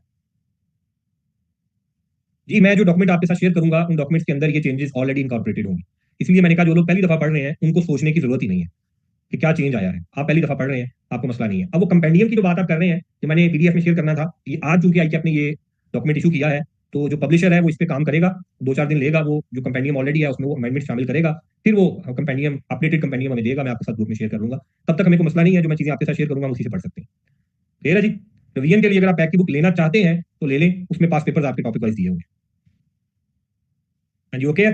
इसमें देखिए नेक्स्ट सब्जेक्ट वाइज आपको सीफैप में अपना टेक्स्ट में बता रहा है, नेक्स्ट ऑडिट एंड एश्योरेंस में बता रहा है, कुछ चीजें हैं जो वो कहता है मैंने चेंज की हैं वो आपके लिए यहाँ पे आ गई हैं। तो ये आपने हर अटेम्प्ट से पहले, अगर आप फ्यूचर में भी आपके अटेम्प्ट्स हैं आगे, तो उससे पहले आपने एग्जाम स्पेसिफिक गाइडेंस को लाजमी देखना है कि आई क्या से आ गई है या नहीं। और इसमें सबसे ज्यादा रेलिवेंट वो हमारे सीफैप 2 के लिए ही है कि इसमें जो चेंजेस आते हैं वो हमें इस अमेंडमेंट के थ्रू हमें बताता है। क्लियर है जी। तो ये डॉक्यूमेंट आपको पता होना चाहिए कि डॉक्यूमेंट एक आई की तरफ से इशू होता है जी। अच्छा जी, अब हम आते हैं सबसे बड़ा मसला जो हमारे लिए है, जिसको हमें बताया गया कि पता नहीं बहुत बड़ा सिलेबस है, पता नहीं वो हमारे साथ क्या कर देता है इसमें। तो हम सिलेबस को देखते हैं, आपको थोड़ा हौसला हो कि कोई इतना बड़ा मसला नहीं है। सिलेबस भी आपका हर टाइम से पहले आई आपको स्टूडेंट पोर्टल के अंदर अगर कोई चेंज हो तो उसके साथ अपडेट कर देता होता है। वहां पे आपको दिया हुआ है, कभी भी किसी सब्जेक्ट में जब आपने अपीयर होना है सिलेबस देखे बगैर अपीयर नहीं होना, कि आप अंधाधुन कोई बुक खरीदें और उसे पढ़ना शुरू कर दें, ऐसा नहीं है। खास तौर पे जो लॉ वाले पेपर होते हैं, इसमें बहुत सारे लॉ ऐसे होते हैं जो 100% हमारे सिलेबस का पार्ट नहीं होते हैं, उसमें बड़ी स्पेसिफिक चीजें होती हैं जो हमारे सिलेबस में शामिल की होती हैं उसमें। तो सिलेबस देखे बगैर कभी भी आपने शामिल नहीं होना है, जाके उस रेस में शामिल नहीं हो जाना। लॉ में उसमें 4 ग्रेड्स हैं जो उसने आपको दी है जी, ABCD। उसमें देखें सेक्रेटरी प्रैक्टिस की पहली ग्रेड है, उसमें उसने वेटेज आपको दिया है 35 से 45, सबसे बड़ी ग्रेड है। फिर ग्रेड बी मीडिएशन आर्बिट्रेशन की है 10 to 15, स्पेशलाइज लॉ है हमारे 10 to 15 मार्क्स के, अदर रेलिवेंट लॉ है 30 to 40 मार्क्स के। ये ग्रेड हमारे लिए अहम होगी जब हम बहुत सारी चीजें कवर कर चुके होंगे। अभी सिर्फ आपके एक दफा दिखाना है कि ये ग्रेड इस तरह की होती है आपके हर पेपर में। स्ट्रेट आते हैं जी हम अपनी सिलेबस की आउटलाइन पे। यहाँ पे देखें एक लिस्ट बड़ी लंबी चौड़ी उसने हमें दी है, कहाँ से सिलेबस शुरू हुआ कहाँ तक को लेके जा रहा है। तो ये इसको मैं वन बाय वन आपको कोई हौसला देता हूँ कि कोई बहुत बड़ा मसला नहीं है हमारे लिए। जी मैं आपको इसके बारे में अपडेट दे दूंगा जल्दी, मैं ग्रुप में आपको अपडेट कर दूंगा कि कब आप खरीद सकते हैं पैक वाली बुक। अच्छा जी, ग्रेड ए हमारी सेक्रेटरियल प्रैक्टिसेस, सबसे ऊपर कंपनीज एक्ट है जी। कंपनीज एक्ट लोग समझते हैं कि हम यहाँ पे सीफैप 2 पढ़ रहे हैं तो शायद इसमें सिर्फ कंपनीज एक्ट हमने पढ़ना है। हाँ पढ़ना है कंपनीज एक्ट, लेकिन सिर्फ कंपनीज एक्ट नहीं पढ़ना। Companies act is part of our syllabus, it is one of those items जो हमारे सिलेबस में शामिल है, कि उनमें से एक है, और ऑब्वियसली सबसे लेंथी भी है, बहुत बड़ा कंपनीज एक्ट है जो हमारे सिलेबस में उसने शामिल किया है। आपके सिलेबस का सबसे जो लेंथी लाइन आइटम है वो यही है, ये जो कंपनीज एक्ट है। आप सीफैप के अंदर जो कैफ में जो पढ़ के आए थे, इस कंपनीज एक्ट में से कुछ चीजें पढ़ के आए थे, कुछ चीजें, यहाँ पे सब कुछ उसने शामिल कर दिया है। लेकिन कंपनीज एक्ट में भी देखिए वो जाके सेक्शन जो है एज इट इज उसने ये नहीं का सारे का सारा सिलेबस में है। उसने कहा सेक्शन 1 से 275, फिर 293 से 302, 304 से 306, अंदर कुछ ना कुछ सेक्शन है जिनको वो मिस कर रहा है, उनको हमारे सिलेबस में शामिल नहीं कर रहा। ठीक है जी, कंपेंडियम को खरीदेंगे सारे उसमें शामिल होंगे, कंपनी तक कहीं से डाउनलोड करेंगे उसमें तमाम सेक्शन होंगे, लेकिन हमें पता होना चाहिए हमारे सिलेबस में कौन से सेक्शन शामिल है। ये सबसे लेंथी पार्ट है जी कंपनीज एक्ट। और यहाँ पे हमारा जो अप्रोच होगी पढ़ने की वो ये नहीं है कि कंपनीज एक्ट में आपको पहले दिन से पढ़ाना शुरू करूँ और मैं कहूँ लो जी कवर करना शुरू करें और हम कंपनीज एक्ट खत्म करके सांस लेंगे, नहीं। कंपनीज एक्ट को हमने पढ़ना है, लेकिन साथ साथ पढ़ना है तोड़ तोड़ के। हम एक पोर्शन कंपनीज एक्ट का पढ़ रहे होंगे, उसके बाद कुछ रूल्स पढ़ लेंगे, फिर रेगुलेशन पढ़ लेंगे, फिर वापस कंपनीज एक्ट पे आएंगे। कंपनीज एक्ट चूंकि बहुत बड़ा एरिया है और इसमें कोई एक टॉपिक नहीं है, इसमें डिफरेंट टॉपिक्स पे बातें होती हैं, और ये कंपनीज एक्ट आपका लिंक कर रहा है आपकी आने वाली नीचे जितनी लाइन आइटम्स है आपके सिलेबस में उन तमाम के साथ, कि आधी बातें कंपनीज एक्ट में बताई हैं, आधी उसके रूल्स एंड रेगुलेशन के अंदर बताई गई है। ठीक है जी। तो कंपनीज एक्ट हम उसको तोड़ तोड़ के इन तमाम के साथ डिफरेंट पॉइंट ऑफ टाइम पे हम पढ़ रहे होंगे डिफरेंट लेक्चर्स के अंदर। 1 मिनट दीजिएगा मुझे।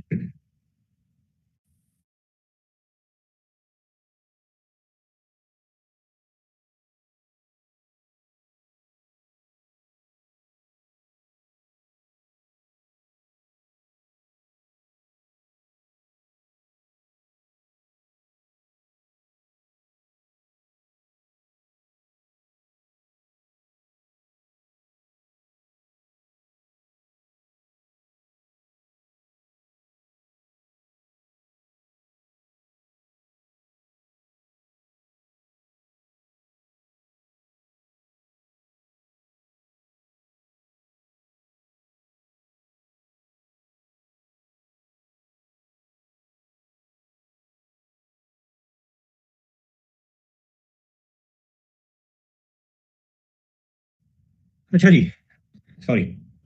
उसके बाद जनाब दूसरी लाइन आइटम में फर्स्ट एंड सेकंड शेड्यूल है कंपनीज एक्ट का। कंपनीज एक्ट के एंड पे ही कुछ शेड्यूल दिए होते हैं। ये बड़ी बेजर सी चीजें हैं, इनको एक दफा सिर्फ हम देख लेंगे, कोई 10 15 20 मिनट का काम है। फिर जनाब कंपनीज पोस्टल बैलेट की रेगुलेशन है 2018 की, ये हमारे सिलेबस में उसने शामिल की हैं। यकीन करें, मेरा ख्याल है कि इन पे आधा घंटा लगेगा हमें क्लास में कवर करने के लिए, ये भी मैं ज्यादा बता रहा हूँ। तो एक उसमें लाइन आइटम ऐड किया लेकिन छोटी सी है। फिर कंपनीज रेगुलेशन है 2024 की। ये कंपनीज रेगुलेशन वैसे तो बहुत बड़ा लंबा चौड़ा डॉक्यूमेंट है, लेकिन देखिए उसने हमारे सिलेबस में कितना शामिल किया। वो कहता है रेगुलेशन 2, फिर डायरेक्ट वो 8 पे गया, 8 से 14, फिर 19 और 35 से 56। बड़ी लिमिटेड सी रेगुलेशन है जो हमारे सिलेबस में शामिल की है उसने। इनको भी हम रेलिवेंट एरियाज के साथ साथ जैसे जैसे हम चलेंगे आगे तोड़ के पढ़ते जाएंगे। नेक्स्ट आ गया जी कंपनीज की इन्वेस्टमेंट है एसोसिएटेड कंपनीज में। एक लेक्चर हमारा इसके ऊपर लगेगा, तो 2 घंटे की क्लास है। सेक्शन 199 कंपनीज एक्ट का और उसके साथ ही रेलिवेंट रेगुलेशन, इससे ज्यादा टाइम नहीं लगेगा। फिर इंप्लॉई कंट्रीब्यूटरी फंड की रेगुलेशन है 2018 की, आधा लेक्चर हमारा इसके ऊपर लगेगा, मतलब 6 से 7 पेजेस है, इससे बड़ा नहीं है ये। फिर रिलेटेड पार्टीज की ट्रांजेक्शन की रेगुलेशन, और देखिए रेगुलेशन कितनी शामिल की है उसने। कहता है रेगुलेशन 3 से 6 तक। यकीन करें 10 से 12 मिनट लगेंगे इसको पढ़ने में, इतना ही टाइम आपको लगेगा 10 से 12 मिनट जब आप खुद घर बैठ के पढ़ेंगे। ये इतनी छोटी आइटम है। कंपनीज डिस्ट्रीब्यूशन ऑफ डिविडेंड की रेगुलेशंस, अगेन ये मेरा ख्याल है कि कोई 20 से 22 मिनट हमें क्लास में लगेंगे, आधा घंटा आपको घर में बैठ के पढ़ने पे लग जाएगा, इससे ज्यादा इसकी लेंथ नहीं है। प्राइवेट प्लेसमेंट रूल्स, सिक्योरिटीज के रूल्स हैं, रूल 4 से 6, मेरा ख्याल है 5 मिनट लगेंगे जब क्लास में ओपन करेंगे, उसमें मैं आपके सामने चीजें रखूंगा, ये देखें इसमें ये बताया होगा। नेक्स्ट है जनाब companies further issue of share की रेगुलेशन है 2020 की। जो कंपनीज ऑलरेडी इनकॉर्पोरेटेड होती हैं, अगर उन्हें मजीद शेयर इशू करने हो तो कैसे इशू किए जाएंगे, इन रेगुलेशन में उसने आपको बताया है। इस पे हमारे 2 से 2.5 लेक्चर्स लगेंगे कंपनीज फर्दर इशू की रेगुलेशन के ऊपर। थोड़ा सा लेंथी एरिया है और इंपॉर्टेंट एरिया इसको टेस्ट करता होता है। उनके इस कंपेंडियम के स्टार्ट में यही सेम डॉक्यूमेंट जो आपके सामने ओपन है ये उसने दिया हुआ है, और उन्होंने कोशिश की है कंपेंडियम में कोई एक्स्ट्रा चीज आपके सिलेबस का पार्ट ना हो, उसमें सिर्फ रेलिवेंट चीजें ही शामिल है। अगर कोई एक्स्ट्रा चीज हो, आपको कैसे पता चलेगा, यही जो आपके सिलेबस वाला डॉक्यूमेंट है ये कंपेंडियम के स्टार्ट में उसने दिया होगा। ठीक है जी। नेक्स्ट आ गया सिक्योरिटीज एक्ट। जिस तरह कंपनीज एक्ट है उस तरह सिक्योरिटीज एक्ट है, लेकिन इसके भी बड़े रेलिवेंट से मतलब छोटे से सेक्शन है जो हमारे सिलेबस में है। 2 3 टॉपिक्स हैं इसके अंदर जो हमने कवर करने हैं। सेक्शन 2 है डेफिनेशन 63 से 65, और नेक्स्ट डायरेक्ट 287 से 131 पे ले गया। तो इन पे भी हमारा 2 से 3 लेक्चर्स लगेंगे इन तमाम टॉपिक्स को कवर करने में। Rule book Pakistan stock exchange की रूल बुक बताते खुद तो बहुत बड़ा डॉक्यूमेंट है, लेकिन उसका सिर्फ चैप्टर 5 है जो हमारे सिलेबस का पार्ट है। तो ये चैप्टर 5 इंशाल्लाह हम कवर करेंगे। इस पे हमारे 2 लेक्चर्स लगेंगे जी रूल बुक को कवर करने पे। बायबैक ऑफ शेयर्स की रेगुलेशन है, एक लेक्चर हमारा इस पे लगेगा। कोई 10 से 12 पेजेस की डॉक्यूमेंट है जो हमने इंशाल्लाह कवर करना है। फिर substantial acquisition and voting share जो टेक ओवर्स की रेगुलेशन है, किसी लिस्टेड कंपनी को टेक ओवर करना हो क्या तरीका कार है, ये 2 लेक्चर्स हैं हमारे, मतलब एक वीक हमारा इसके ऊपर लगेगा। इन तमाम एरिया में कंपनीज एक्ट के बाद जो सबसे लेंथी आपका टॉपिक है वो पब्लिक ऑफरिंग रेगुलेशन है। ये हमारे 3 लेक्चर्स इनके ऊपर लगते होते हैं। ये एक लेंथी टॉपिक है, इंपॉर्टेंट भी है, इसको अच्छे तरीके से इंशाल्लाह हम कवर करेंगे। इंडिपेंडेंट डायरेक्टर्स की रेगुलेशन है 2018 की, ये आपका वो डॉक्यूमेंट है जो आपका लेगा मैक्सिमम हमारा आधा लेक्चर लगेगा इसके ऊपर, इनको कवर करने पे, और हम कवर कर लेंगे। ये जो आपको लाइन आइटम्स बहुत ज्यादा नजर आ रही है, इन लाइन आइटम्स की अपनी लेंथ ऐसे ही है, 5 पेजेस है, कोई 7 पेजेस है, कोई 8 पेजेस, कोई 10 पेजेस। 2 3 टॉपिक इसमें बड़े हैं, बाकी छोटे टॉपिक है। तो इसमें हमारे 35 से 45 मार्क्स जो है कुछ एरिया में कवर होते हैं। लेंथ वाइज भी ये सबसे बड़े हैं, मतलब ये लिस्ट भी सबसे बड़ी है, और सिलेबस की लेंथ में देखें तो सबसे ज्यादा इसके अंदर कवर होते हैं, 35 से 45 है, और वेटेज भी उन्होंने सबसे ज्यादा इसको दी है। ग्रेड बी में जब हम आते हैं, ये है mediation, arbitration, mismanagement, restructuring, rehabilitation. बड़ी स्पेसिफिक चीजें हैं जो इसमें हमने पढ़नी है। कंपनीज एक्ट के कुछ सेक्शन है, 15 16 सेक्शन, इनको हमने बोल के पीना है। इस पे हमारा 1 या 1.5 लेक्चर लगेगा, जिनको अच्छे तरीके से पढ़ना है क्योंकि इसमें से क्वेश्चन आता है। और 2 और टॉपिक उसमें शामिल किए हैं, एक है कॉर्पोरेट रीस्ट्रक्चरिंग कंपनीज का एक्ट और कॉर्पोरेट रीस्ट्रक्चरिंग कंपनीज के रूल्स, ये एक टॉपिक है। दूसरा टॉपिक है जी कॉर्पोरेट रिहेबिलिटेशन का एक्ट और कॉर्पोरेट रिहेबिलिटेशन की रेगुलेशंस। ये दोनों टॉपिक जो है हमारा एक एक दिन लेंगे, मतलब 2 2 घंटे में हमने इनको कवर करना है। 15 नंबर हमने पक्के करने हैं जब ये 3 चीजें हमने कवर कर लेनी। ठीक है जी, इनका आपस में तमाम का लिंक है। स्पेशलाइज कॉर्पोरेट लॉ के अंदर हम आते हैं, तो ये फाइनेंशियल सेक्टर के बारे में यहाँ ज्यादा बातें करता है। एक उसने हमें बात की है यहाँ पे एनबीएफसी के बारे में, नॉन बैंकिंग फाइनेंस कंपनीज। ये तीनों लाइन आइटम हमारी पहली एनबीएफसी के बारे में है। इस पे हमारे 2 लेक्चर्स लगेंगे, एनबीएफसी हम कवर कर लेंगे। और उसके बाद 2 बड़े छोटे छोटे से टॉपिक इंश्योरेंस है और बैंकिंग है। ये हमारे सिलेबस में उसने बड़े लिमिटेड से सेक्शन इनके शामिल किए। आप देखें इंश्योरेंस को अगर देखें तो मेरा नहीं ख्याल 12 15 से ज्यादा सेक्शन है। इसी तरह बैंकिंग के भी, बैंकिंग ऑर्डिनेंस के 12 15 सेक्शन उसने हमारे सिलेबस में शामिल किए, उससे ज्यादा नहीं किए। ठीक है जी। तो ये मेरा ख्याल है दोनों एक ही लेक्चर में कवर हो जाएंगे, इससे ज्यादा टाइम नहीं लगेगा। इसके नोट्स मैं आपके साथ शेयर करूंगा, क्योंकि दोनों लॉ बहुत पुराने हैं, तो उन हम जो पुराने लॉ को पढ़ते हैं तो उसकी वर्डिंग जो होती है वो बड़ी मुश्किल होती है, इसका मैं नोट शेयर करूंगा। अब आती है जी ग्रिड डी, जो वेटेज वाइज सबसे बड़ी है अदर रेलिवेंट लॉ, लेकिन लेंथ वाइज ये छोटी है। इसमें देखिए 5 टॉपिक उसने मेजर आपको बताए हैं। फॉरेन एक्सचेंज मैनुअल है, इसके 2 चैप्टर्स हैं, चैप्टर 19 एंड 20, 2 लेक्चर्स लगेंगे हमारे इस पे। बड़ी स्पेसिफिक बातें हैं इसके अंदर, थोड़ा सा लेंथी है, लेकिन इसमें से सवाल आता है 10 से 12 नंबर का। कॉम्पिटिशन एक्ट हाफ लेक्चर में कवर करेंगे, इस पे नोट्स में शेयर करूंगा आपके साथ। स्ट्रेट फॉरवर्ड सी आसान सी बातें लिखी हुई है। फिर एंटी मनी लॉन्ड्रिंग का एक्ट है और उसकी रेगुलेशन है 2020 की, ये हमारे सिलेबस में शामिल की है। इस पे भी हमारा मेरा ख्याल है 1.5 या 2 लेक्चर्स लगेंगे। फिर सीसीजी जो सबसे आसान टॉपिक और हम स्टार्ट में जो कवर करते हैं उनमें से एक है, code of corporate governance listed companies का, और जो पब्लिक सेक्टर कंपनीज है उनके बारे में। और फिर ये पता नहीं ना समझ आने वाली बात कि ये इसने टॉपिक हमारे सिलेबस में पता नहीं क्यों शामिल किया, पेमेंट सिस्टम और फंड ट्रांसफर की जो एक्ट है, ये मतलब 1 या 1.5 पेज है, इसका मैं आपको हाईलाइट करके दूंगा, सिर्फ एक दफा रीड करने वाला है। और हमेशा बाकी सब्जेक्ट्स की तरह जैसे वो करता है कोड ऑफ एथिक्स, इसी तरह यहाँ भी कोड ऑफ एथिक्स उसने हमारे सिलेबस का पार्ट बनाया है। ये जो ग्रिड है इसमें ये जो टॉपिक है तो 4-5, लेकिन इसके मार्क्स बहुत ज्यादा है। आप देखें को 35 से 40 मार्क्स का वो टेस्ट करता है इसको। तो ये ग्रिड मैं हमेशा स्टूडेंट्स को कहता होता हूँ कि इंपॉर्टेंट है, इसको आप अच्छे तरीके से कवर कर ले तो आपका पेपर पास होने के चांसेस बढ़ जाते हैं, स्मार्ट वे में जो स्टडी करनी है। लेकिन ये आने वाले दिनों में हम इंशाल्लाह बातें करेंगे, अभी इन बातों पर हमें परेशान होने की जरूरत नहीं है। ठीक है जी, ये आपका सिलेबस है। इसमें भी मैंने सिर्फ आपको इंट्रोडक्शन दिया, इसका हम क्या कवर कर रहे हैं, कब किस लेक्चर में कर रहे हैं, आपने परेशान नहीं होना। 100% सिलेबस कवर करवाना मेरा काम। जो चीजें मैं आप पे छोड़ूंगा मैं आपको बताऊंगा कि इसको एक दफा रीड कर लीजिएगा। एक मैं चीज थोड़ी सी क्लियर करना चाहता हूं आप लोगों को। यहाँ पे जब हम पढ़ रहे होंगे इस क्लास में, शायद आप में से कुछ लोगों को आइडिया हो कि हमारी क्लास का जो एक टाइमिंग तो 2 घंटे की है, जो हमारे टोटल लेक्चर्स होंगे, अगर आपको आइडिया नहीं है तो हम ये मैक्सिमम 35 से 37 लेक्चर्स के अंदर इंशाल्लाह इसको कवर करेंगे। मतलब हमारा जो टोटल टाइम है इस सिलेबस को कवर करने का वो 70 से 75 आवर्स के दरमियान है मैक्सिमम। मैं कोशिश करूंगा कि इसको भी शॉर्ट किया जाए। तो इतने बड़े सिलेबस को 70-75 आवर्स के अंदर हमने कवर करना है। तो यहाँ पे एक मैं एक्सपेक्ट करके चल रहा होता हूँ कि बेसिक चीजें जो है वो आप लोगों को पता है, जो कैफ लेवल पे पढ़ी है। मतलब हमें पता है कंपनी क्या होती है, टाइप ऑफ कंपनीज क्या होती है, शेयर कैपिटल क्या होता है, उसके डायरेक्टर्स पढ़ना है हमें। लेकिन बहुत सारी बातें ऐसी होगी जो मैं अज्यूम कर रहा होता हूँ कि हमें बेसिक चीजें पता है। जैसे आप FAR 2 पढ़ने के लिए या रिपोर्टिंग पढ़ने के लिए बैठते हैं तो वहां पे आपको दोबारा से बैठ के ये नहीं बता रहे होते कि प्रोविजन फॉर डाउटफुल डेट्स क्या है, डेबिट क्रेडिट क्या होता है। तो मुझे सिर्फ ये चीज बता दें कि क्या ये अज्यूम करके हम चल सकते हैं ना आगे कि आपकी बेसिक्स क्लियर है सी लॉ की। हाँ जी, कोई मसला तो नहीं। हाँ, अगर कहीं मसला आए तो मैं ये नहीं कहता आपने पूछना नहीं है, आप पूछें। अगर कैफ आपका पुराना हो चुका है या बातें आपको नहीं पता है, आप पूछें कि सर ये चीज रिपीट करनी है, इसमें मुझे बता दें क्या मसला। क्लास में नहीं पूछना, पर्सनली पूछ सकते हैं। ठीक है जी। अच्छा, अब आते हैं सिलेबस। जो मैंने स्टार्ट में आपको बताया कि जो सिलेबस है हमारा, ये एक बहुत बड़ा मसला होता है। आप लोगों को फीडबैक मेरे से पहले मिला हुआ है कि बड़ा लेंथी है, बहुत बड़े मसले हमें आने वाले हैं। ऐसा कुछ नहीं है, इंशाल्लाह हम टाइम लेकर 70 आवर्स 75 आवर्स में हम कवर कर रहे हैं तो इसका मतलब है वाकई कोई मसला नहीं है, कवर हो जाएगा इंशाल्लाह। ठीक है जी। अब दूसरा मसला क्या होता है इस पेपर को पास करते हुए, जो लोग पहले अपीयर हो चुके हैं उनको आइडिया है, पेपर टाइम मैनेजमेंट बहुत बड़ा इशू होता है जी कॉर्पोरेट लॉ में। बहुत कम लोग मुझे मिलते हैं जो कहते हैं सर कोई इशू नहीं हुआ, 100 नंबर का पेपर कर लिया। टाइम नहीं मैनेज हो रहा होता, पेपर आपका कवर नहीं होता 100 मार्क्स का। क्यों कवर नहीं होता है, उसकी भी कुछ वजह है। हाँ, वाकई पेपर इतना लेंथी होता है, एग्जामिनर परेशान करता है आसान सवाल देके, लेकिन लेंथी कर देता है, हमें सोचना बड़ा पड़ता है। लेकिन हम आज से बैठ के इस चीज का त्यादा कर रहे हैं कि हमने ये पेपर 100 नंबर का करके निकलना है एग्जाम हॉल से। मेरे पास कोई दूसरा रास्ता, कोई दूसरा ऑप्शन नहीं है। मैंने ये 100 नंबर का पेपर अटेम्प्ट करके निकलना है। जितने नंबर मैं खुद उठा के एग्जामिनर को अपने हाथ से दूंगा, मेरे पासिंग के जो चांसेस है उतने कम होते जाएंगे। अगर आपने 95 प्लस का पेपर किया, आप उन ऊपर वाली 10% टीम में आ चुके हैं जिनके पासिंग के जो चांसेस हैं वो 80% से ज्यादा होते हैं। ये आई ने खुद एनालिसिस करके दिया था कि वो लोग जो 90 प्लस का पेपर कर रहे होते हैं और जो 80 प्लस का कर रहे होते हैं, इन दोनों में रिजल्ट की जो रेशो थी ऑलमोस्ट 100% का फर्क था। डबल हो जाती है पासिंग रेशो अगर आप 90 प्लस का पेपर कर रहे हो। तो मेरे पास कोई दूसरा ऑप्शन नहीं है, मैंने 100 का पेपर करना है। हाँ, आप करना कैसे है उसके लिए हमने साथ साथ लेकर चलनी है चीजें। इससे फिर हमारा दूसरा इशू निकलता है कि मेरी क्या इतनी ग्रिप पेपर के ऊपर होगी कि मैं पूरा 100 का वहां पे अटेम्प्ट कर सकूं। वो ग्रिप होगी तो कैसे होगी। लॉ का जो पेपर है पास जब करना है आपने, एग्जाम में अपीयर होना है, एक अगला सवाल जो मेरे स्टूडेंट्स का आता होता है, सर क्या चीजें यहाँ पे याद करना जरूरी है, या दूसरी अप्रोच है कि मेरे पास बुक अवेलेबल है तो कुछ याद करने की जरूरत नहीं है, मैं सिर्फ अंडरस्टैंडिंग लूं और बुक से देख के वहां पे करूं। याद रखिएगा, पेपर को उसने ओपन बुक किया है, लेकिन ओपन बुक होने के बाद उसने ये नहीं कहा कि मैं 3 घंटे से 6 घंटे कर रहा हूँ। ओपन बुक होने से पहले क्रैमिंग बेस्ड की चीजें, अब सिनेरियो बेस्ड टेस्टिंग करता है वो, क्योंकि बुक होती है हमारे पास, लेकिन टाइम नहीं उसने बढ़ाया, टाइम उतना ही है। अगर हर क्वेश्चन के लिए, हर पार्ट के लिए, हर प्रोविजन के लिए मैंने बुक वहां पे ओपन करनी है तो मेरा 3 घंटे में पेपर मैनेज हो ही नहीं सकता, पॉसिबल ही नहीं है कि मैनेज हो जाए।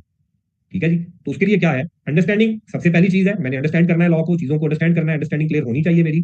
उसके बाद दूसरी चीज आती है क्रैमिंग, किस हद तक होनी चाहिए। ओपन बुक होने के बाद क्रैमिंग बहुत कम हो गई है। हाँ, बेसिक चीजें पता होनी चाहिए। मैं ये नहीं कहूंगा कि यहाँ पे एक लिस्ट दी हुई है जी, उसने 8 10 12 आइटम उसने लिखे हैं, इसको आप फिंगर टिप्स पे कर ले, नहीं। वो कैफ में होता था हमने कर लिया, यहाँ ऐसा कुछ करने की जरूरत नहीं कि पूरी लिस्ट दी उसको याद करने में बैठ जाए, नहीं, जरूरत ही नहीं है ऐसा करने की। बेसिक चीजें मुझे पता हो, मुझे पता हो कहाँ पे उसने मेजॉरिटी लिखी थी तो कितनी थी। हाँ, भूल भी जाता हूँ तो बुक ओपन कर लूँ। कुछ क्वेश्चन ऐसे होते हैं जिनके लिए आपको वाकई वहां पे बुक की जरूरत नहीं होती, आपको चीजें याद होती हैं, आप कर लेते हैं। मुझे पता हो लिस्टेड कंपनी में कितने डायरेक्टर्स चाहिए, मुझे पता हो बोर्ड की कंपोजिशन क्या है, कितने डायरेक्टर किस टाइप के चाहिए, मुझे पता हो एजीएम अगर उसमें करनी है कितने दिन में करनी है, नोटिस कितने दिन पहले देना है, नोटिस में क्या क्या चीजें लिख के भेजनी है, इस तरह की चीजें पता हो। जो लंबी चौड़ी लिस्ट है वो याद रखने की जरूरत नहीं है। तो ये आपकी अंडरस्टैंडिंग प्लस क्रैमिंग, ये दोनों चीजें होंगी तो हम इस पेपर को कर सकेंगे। ये सिर्फ ना क्रैमिंग से होगा ना सिर्फ अंडरस्टैंडिंग से हो, तो चीजें याद करनी भी पड़ेंगी। हाँ, अब कौन सी याद करनी है कौन सी नहीं करनी, ये किसने सोचना है, वो भी मैंने सोचना है। मैं बताऊंगा आपको कि यार ये चीज याद कर लीजिएगा, एग्जाम में जाते हुए आपको पता हो, इसके लिए बुक ना ओपन करनी पड़े। क्योंकि किताब खोल के ढूंढ के लिखना आपको पता है वो टाइम लेता होता है। आप लोग भी माशाल्लाह आप काफी सीनियर हैं, आपको पता है चीज वैसे लिख रहे हो और देख के लिख रहे हो, दोनों में फर्क होता है। देख के लिखना आपकी दो एक्टिविटीज है, आप देख रहे हैं और लिख रहे हैं। सिर्फ लिखना एक ही एक्टिविटी है कि उधर माइंड चल रहा होता है, उधर आप लिखी जा रहे होते हैं। तो टाइम मैनेज हमने कैसे करना सीखना है कि मैंने क्रैमिंग करनी है, अंडरस्टैंडिंग करनी है, और प्लस अगर कहीं पे बुक यूज करनी पड़ेगी तो मैं वहां पे बुक यूज करूंगा या बुक यूज करूंगी, और मैंने अपने 3 घंटे के अंदर अपना 100 मार्क्स का पेपर पूरा करना है। क्लियर है जी। अब आते हैं हम लॉ के सबसे बड़े इशू की तरफ, जो कि आप लोगों के लिए इशू नहीं है, जिन लोगों ने पहले पढ़ा है या जिन्होंने फेस किया उनके लिए इशू है। वो है जनाब इस सब्जेक्ट में डिफरेंट टॉपिक्स को लिंक करने का।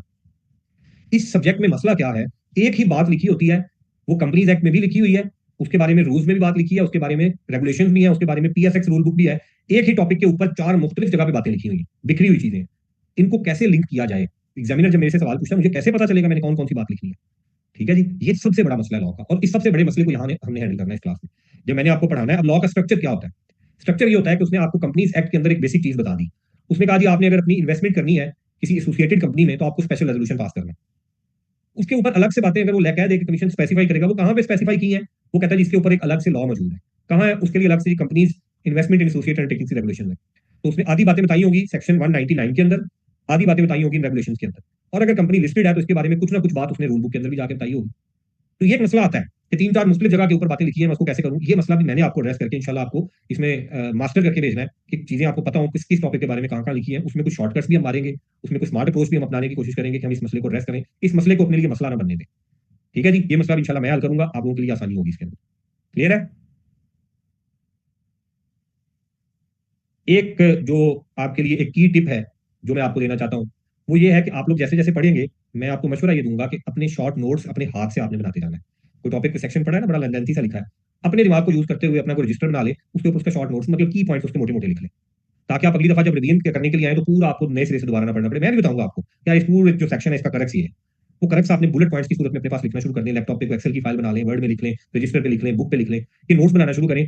ये अगर फॉर्मूला आप अपना लेते हैं तो दुआएं देंगे मुझे, एक एक टाइम पे आप दुआएं देंगे कि ये सर बड़े काम की बात आपने बताई है। ठीक है जी, तो शॉर्ट नोट्स अपने बनाना शुरू कर दें, रिवीजन में एंड पे जाके आपके बड़े काम आएंगे।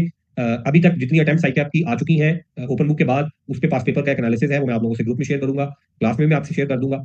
हम उसको डिस्कस भी करेंगे, उसी के ऊपर साथ साथ मैं आपको बताऊंगा कौन सा क्वेश्चन है अब हम कर सकते हैं, किस लेवल पे पहुंच गए हैं, अब आप फला फला क्वेश्चन अटेम्प्ट कर सकते हैं। ये मैं बताता जाऊंगा, करने हैं अटेम्प्ट आपने। कुछ टाइम की शॉर्टेज की वजह से हम बहुत ज्यादा पास पेपर्स क्लास में कवर नहीं कर रहे होते, लेकिन मैं हाईलाइट जरूर करवा रहा होता हूँ कि ये जो आप क्वेश्चन है इनको आप अटेम्प्ट कर लें, उसको फिर हम डिस्कस भी कर लेंगे। हाँ, कुछ बड़े स्पेसिफिक से क्वेश्चन है जिनको इंशाल्लाह हम क्लास के अंदर डिस्कस भी करेंगे। क्लियर है जी? आपकी तरफ से अगर कोई सवाल है तो वो हम डिस्कस कर लें। मैं अपनी तरफ से जो बातें आपको करना चाहता था वो मैं कर चुका हूँ। आपकी जो क्यूरीज है आप उसको रेस कर लें जी। एनीवन? या सब कुछ एड्रेस हो चुका है?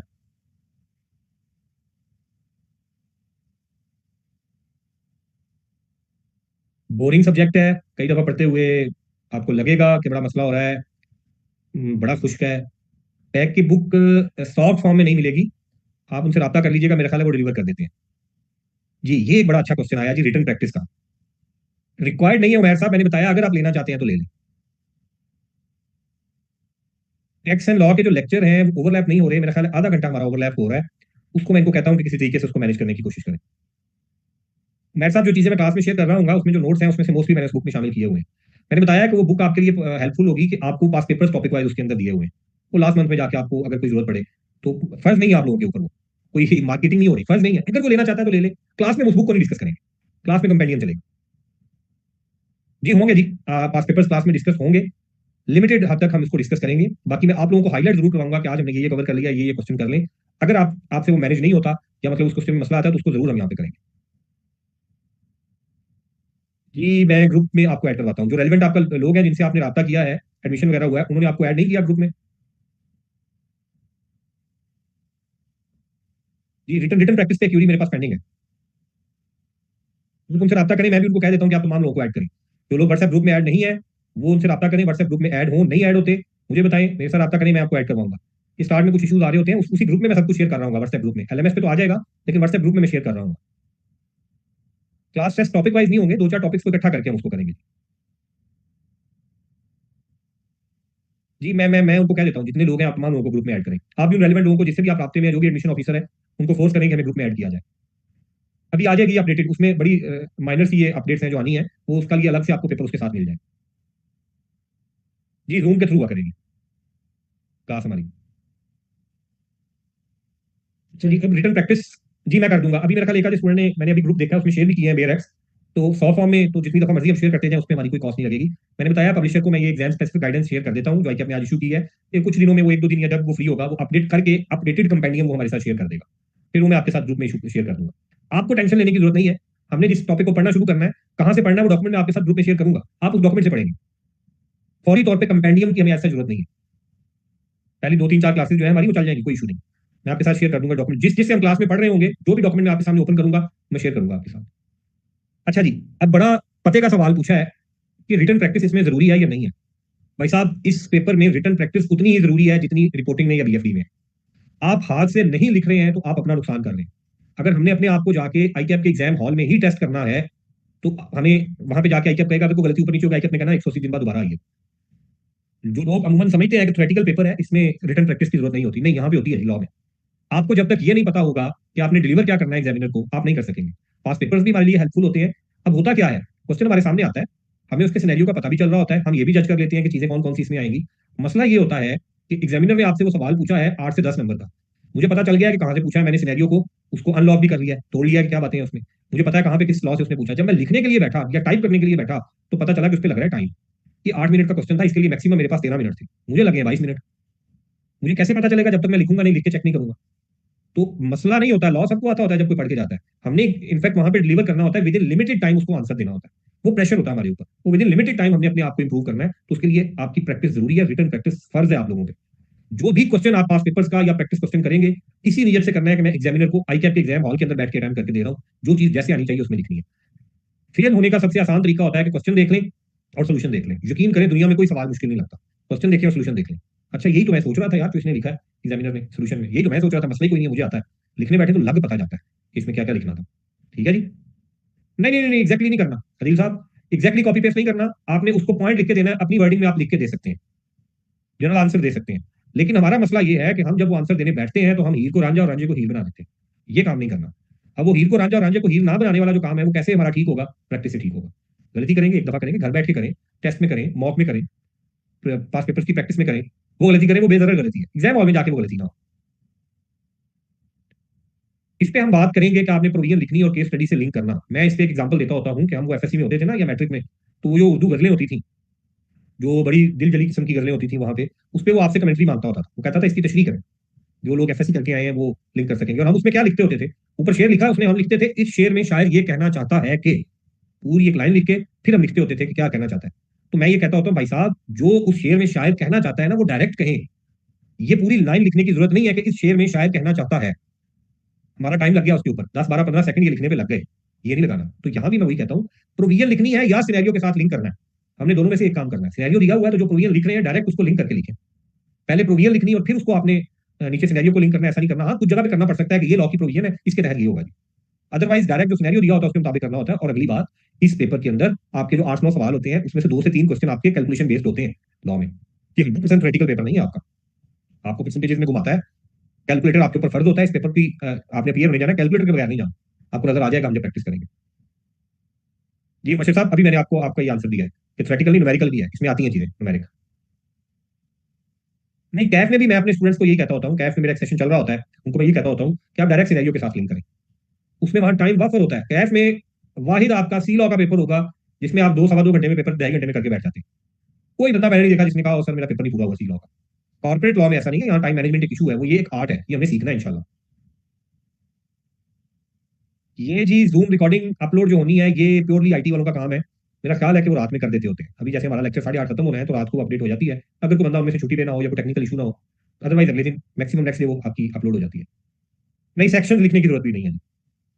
ठीक है, तमाम लोगों को मैं अभी क्लियर कर रहा हूँ, सेक्शन नंबर लिखने की कोई जरूरत नहीं है आपको आंसर में कि फलां सेक्शन के तहत ये लिखा है। अब नहीं लिखेंगे तो वो कहता मसला नहीं, ऐसा कुछ भी नहीं। आई कैप के एक सोल्यूशन हम देखेंगे ना, आपको आइडिया हो जाएगा। ऐसा कुछ भी नहीं लिखता examiner, to the point straightforward बात करता है। जो बात पूछी है उसको वो बताइए, अपने मार्क्स पक्के करें।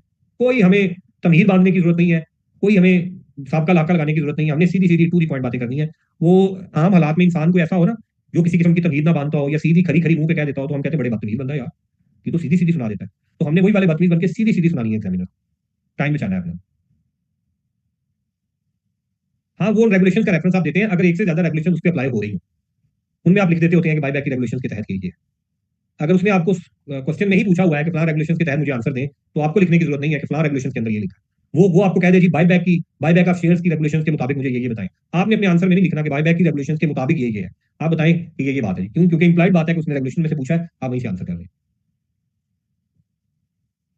एसपीएम की नेचर डिफरेंट हो सकती है पेपर की, कि आपने एक्सप्लेन करना है वहां पे, यहाँ बड़ी स्पेसिफिक बातें आपने करनी। हमने कोई इधर उधर पढ़ना ही नहीं है, क्योंकि लॉ की एक बाउंड्री है, एसपीएम में कोई बाउंड्री नहीं है। मैनेजमेंट के पेपर में कोई बाउंड्री नहीं होती। एक ही क्वेश्चन के 100 सोल्यूशन निकल आते हैं जब कमेंट्री मांग रहा होता है। लॉ में ऐसे नहीं है। लॉ में एक बाउंड्री है, उस बाउंड्री के अंदर है कि उसी के मुताबिक हमें आंसर देना होता है। तो एक तरह की हाइड एंड सीक भी कभी कभी होता है कि लॉ के अंदर ये बातें लिखी हैं, कहाँ पे लिखी हैं, मैं वहां से देख के सिनेरियो को क्रैक करूंगा। रट्टा अच्छा होना चाहिए लॉ में, ओपन बुक होने के बाद भी रट्टा अच्छा होना चाहिए, इसमें कोई शक नहीं। हाँ, टैक्स के पेपर वो भी एक लॉ है ना, टैक्स में भी आप स्ट्रेट फॉरवर्ड सीधी सीधी बातें कर रहे होते हैं, तो यहाँ लॉ में भी आपने सीधी सीधी बातें करनी, कोई इधर उधर कहानी नहीं सुनानी हम। ठीक है जी। हाँ जी। और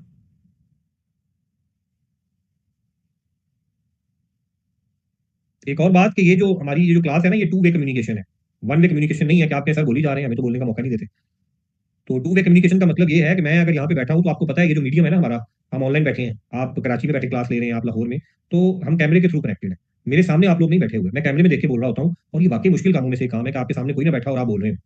तो मुझे उसी सूरत में पता चलेगा आप मेरी बात सुन रहे हैं जब आपकी तरफ से रिस्पॉन्स आएगा। अगर आपका रिस्पॉन्स नहीं आएगा तो मैं भी मुद्दा हो जाऊंगा। ठीक है जी। जी इंशाल्लाह एक्जैक्टली 6:30 पे, टाइम भी बड़ा लिमिटेड है जी, इसमें हमने क्या जाया करना है, 2 4 5 मिनट ऊपर नीचे हो सकते हैं। कैफ की क्लास से कितना टफ है, मैं कैफ को इधर कंपेयर ही नहीं करता सी कैफ के साथ। कैफ के सीलॉ का यहाँ पे कोई कंपैरिजन नहीं है, वो बच्चों वाली बात है। हम अब आप बड़े हो गए हैं। ठीक है जी, आप बड़े हो गए हैं, अब आप इंशाल्लाह आपने फील भी करना है कि आप बड़े हो गए हैं। इनका सिलेबस जो कैफ का है और सीफैप का सिलेबस अगर आप कंपेयर करें, तो कैफ का सिलेबस सीफैप के मुकाबले में 5% होगा मैक्सिमम, जो वहां हमने पढ़ा था। और आप देखें मजे की बात कि वो 5% भी हम इतने टाइम में कवर कर रहे होते हैं जितना यहाँ पे हम कॉर्पोरेट लॉ का सिलेबस कर रहे हैं, उतना ही टाइम हमने यहाँ पे लगाना है। फर्क क्या है, मैं तो वही हूँ, आप बड़े हो गए। ठीक है, तो आप लोग माशाल्लाह बड़े हो गए, आपको पता भी चलेगा कि वाकई आप लोगों को चीजें समझ आ रही। माइंड मैप मैं कुछ टॉपिक्स के बनाए हुए हैं, शॉर्ट नोट्स समरीज, एंड पे मैं बुलेट पॉइंट्स आपके साथ शेयर करूंगा। कुछ के रहते हैं मेरी नाअहली की वजह से वो डिले हो रहे हैं, कुछ आप लोगों की जो आपके दोस्त अहबाब हैं उन्होंने बड़े अच्छे नोट्स बनाए हैं, वो भी मैं अपने स्टूडेंट्स के साथ शेयर कर देता होता हूँ कि आप में से किसी एक ने एफर्ट किया, ये देखें बड़े अच्छे नोट्स उसने बनाए हैं। तो at the end of session हमारे पास ऑलमोस्ट हर टॉपिक का कोई शॉर्ट नोट्स माइंड मैप्स हमारे पास अवेलेबल होते हैं। ठीक है जी, लेकिन वो रिवीजन के लिए हमने स्टार्ट में जो पढ़ना है पहले अंडरस्टैंडिंग हमने बेर से लेंगे। जी। और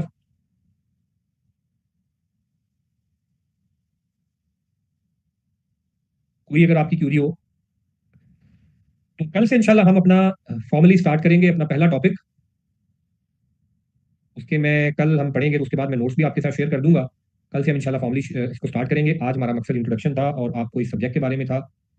कल देखते हैं जी, कंपनीज एक्ट के किसी एरिया से स्टार्ट करते हैं आदिल साहब। आसान एरिया होगा जहाँ से स्टार्ट करेंगे, कुछ चीज़ें जो आपने पहले पढ़ी होंगी।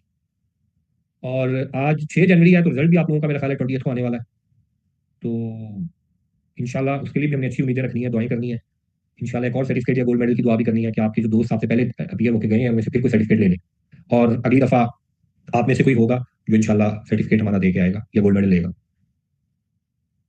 ठीक है जी, तो जहां से हमने बात स्टार्ट की थी,